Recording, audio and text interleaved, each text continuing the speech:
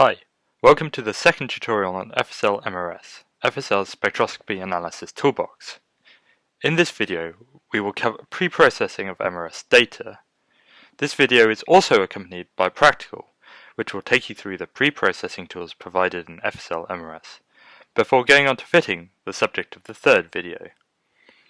In this video, we will predominantly focus on single voxel spectroscopy, which we discussed briefly in the first introduction video. So let's get going by thinking about what raw SVS data looks like. From the first video, you learned that SVS arises from a single volume in the brain, and we therefore expect to end up with a single spectrum containing signal from throughout that volume. However, that data probably has been detected using multiple RF receive coils. Each coil will detect the signal with a different complex weighting and will need to be appropriately combined. You might also remember that the sequence takes about 5 minutes, as multiple averages are required for sufficient SNR. We therefore expect our raw data to have multiple lower signal spectra collected sequentially. And over those 5 minutes, we expect the subject might have moved, and we know that they definitely will have breathed. We therefore expect those repeated scans to be slightly different. And to achieve high quality data, we'll need to correct for that before averaging all the scans together. So, in summary, to start with, we have data that is n spectral time points by n coils by n averages. And then, at the end, we want to end up with a single n time point spectrum. So alongside reducing the dimensionality, our aims for pre-processing are to maximize SNR and minimize line widths. And that will enable the most optimal differentiation of spectral peaks. And we'll achieve that by using the correct coil combination and minimizing the effect of changes between those averages that we saw on the previous slide. We also want to reduce baseline and line shape distortion, and we'll go on to see how that arises and what we can do about it later on in this video. Before we start talking about pre-processing directly, we have one other piece of data that we can exploit, the water reference data. This data has very high signal, as you can see on this log plot on the right.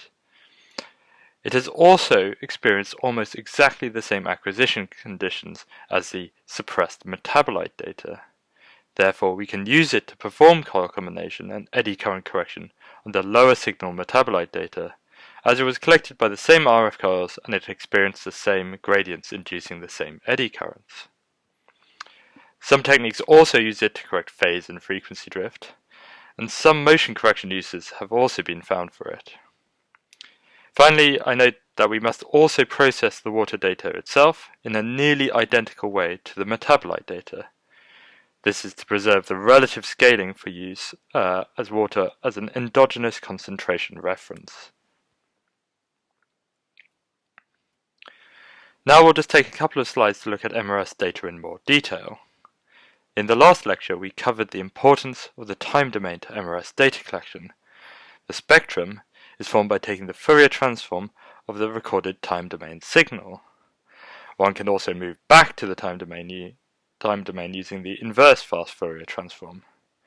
The FFT and IFFT are computationally cheap, and during pre-processing we can therefore work in either domain, with operations working or having equivalent representations in both domains. The next thing to highlight is that MRS data has two channels of data.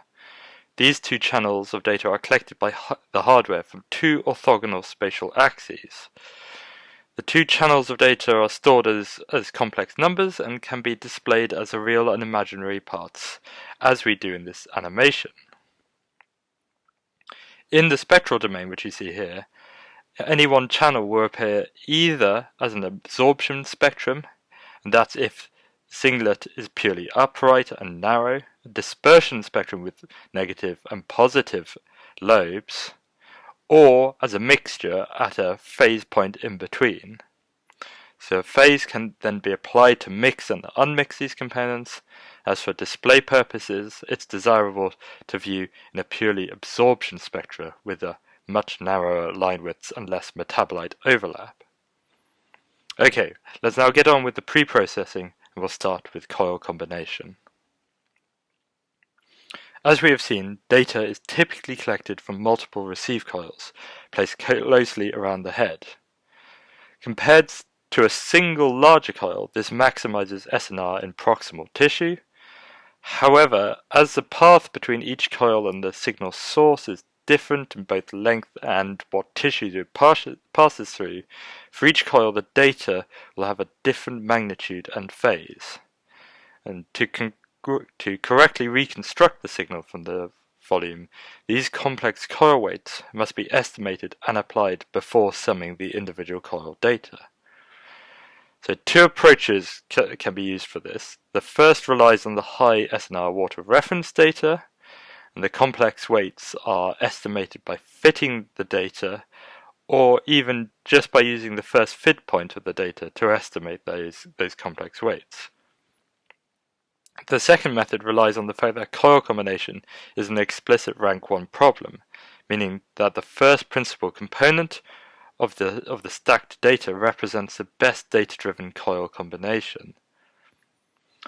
Also, for a complete solution, coupling between coils must be taken into account, and the data whitened. This can be achieved by calculating correlations in pure noise signals collected by the individual coils. After coil combination has been achieved, we must average together the multiple temporal averages. Typically, tens to hundreds of scans will have been collected, with 1 to 5 seconds between each acquisition. But as mentioned before, both hardware drift and physiological processes will induce differences into the separate acquisitions. These manifest as changing magnetic fields, introducing small frequency and phase shifts between each transient and each collected spectrum. Patient motion, both small amounts in the head and during respiration, will alter the scanner shim and therefore the magnetic field inside the volume of interest. Also, over any length of time, the scanner's own static magnetic field can also be expected to drift, and this might be dependent on the short-term history of the magnet's use. So if you run a high duty cycle sequence like diffusion before the MRS, this might cause greater magnetic field drift due to the gradient coil heating then cooling. And both these effects appear in the spectrum as an X shift and phase shift.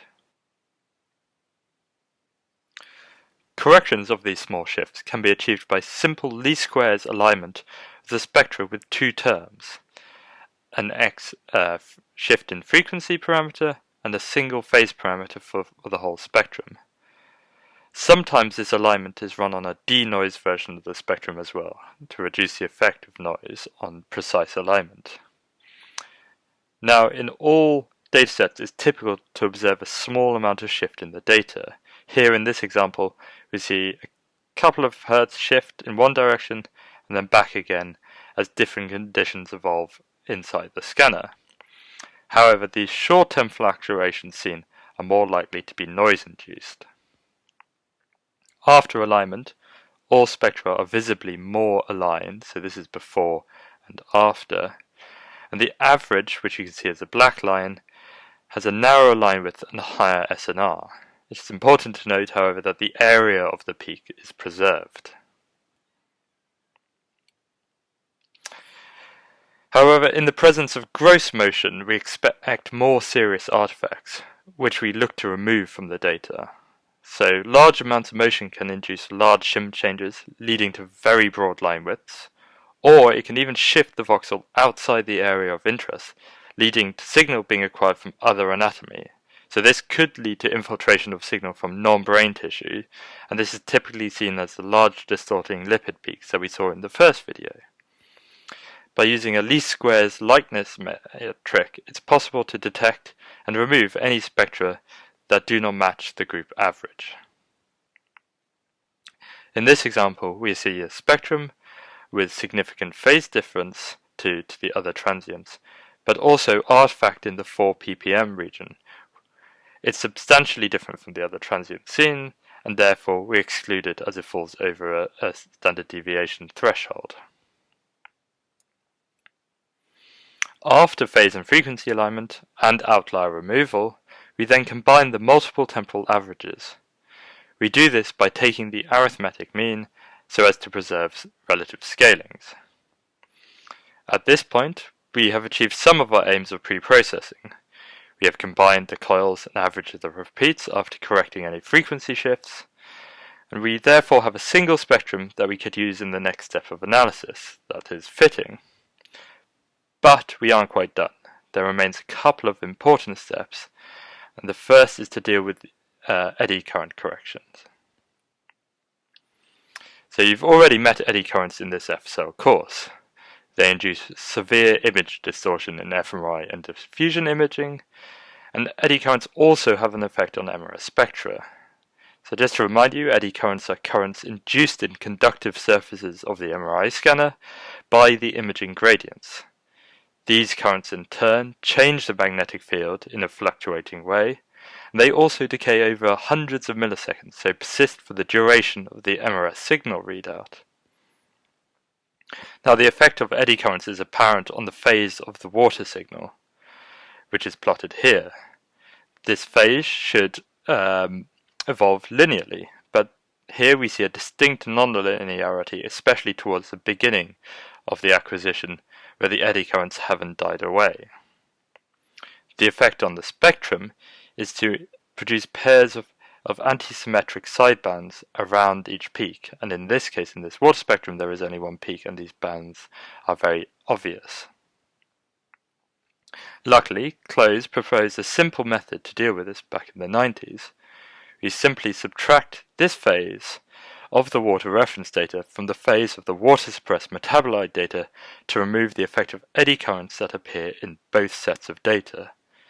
So note that this only works if the two sequences were acquired with identical gradients. You can see that when this is applied to the water data itself, these sidebands are removed and we're left with a nice symmetrical peak. A further optional step may be required after eddy current correction. The phase evolution apparent in the figure of the previous slide indicates that the water peak was slightly off resonance. The fact that there was a gradient, even if it wasn't quite linear, indicates that that water peak was slightly off resonance by a few hertz.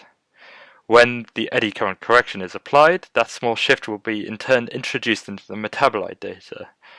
This will need correcting, as the fitting stage relies on matching metabolite fingerprints at known frequencies to the spectrum. And we achieve this correction by simply referencing the maximum point of an easily detected peak, say creatine or NAA or choline, to a known frequency reference. We then calculate the correct phase evolution in the time domain and apply it to correct that frequency shift. This sort of problem can also arise if the scanner central frequency hasn't been set to water, or if it has been done slightly inaccurately. The next step is the removal of any residual water signal. A large residual water peak, commonly defined as being larger than the NAA peak, so comparing these two peaks, but also possibly much larger, can distort the baseline. This is because Lorentzian peak shapes have broad wings, and partial saturation of the water can lead to an unusual peak phase. You see it's inverted here, and those broad wings and unusual phase can distort the baseline in a large region. We therefore want to remove the peak and its effect on the baseline. And if we do this, a more rigid baseline can be used in the fitting process, which is generally desirable, and you'll hear about this in the third video. So to remove the peak, we turn to a data-driven fitting method called HLSVD. This works by taking our time domain FID data and forming it into a Hankel matrix representation. Subsequently, we then run a singular value decomposition on that Hankel matrix, and that identifies multiple peak components in the signal as the principal components. You can see those here in grey and red. those peak components in the water frequency range, the red ones in this plot, are then removed. At the bottom, you can see a spectrum before water has been removed, highlighted here in red, and then after it's removed in blue. And you can see a distortion of the baseline, which is subtle in this effect, in this case, has been removed. Now we come to the last stage of processing, phase correction. So we desire that the real part of our spectrum is in its pure absorption mode, and we want this for two reasons. The first, as mentioned earlier, is for visualization. The line widths are narrower. We, as human beings, are better able to distinguish the peaks and make judgments about the data. The second is that it is much easier to initialize the fitting optimization step if we know roughly the phase of the data, because this is otherwise induces very nonlinear changes to the spectrum. So if eddy current correction has already been carried out, then it's likely that the phase of the spectrum is approximately such that that absorption spectrum condition is already met. So you might have a spectrum which looks like this underlying light blue line here. However, other pre-processing steps can disrupt this, and a small amount of further correction might be needed. And what we do is we achieve this correction by looking at the phase of the central point of a prominent peak. Again, we look at choline, total creatine, or NAA, and then we correct the data by applying a scalar phase term until that central point, the phase is 0.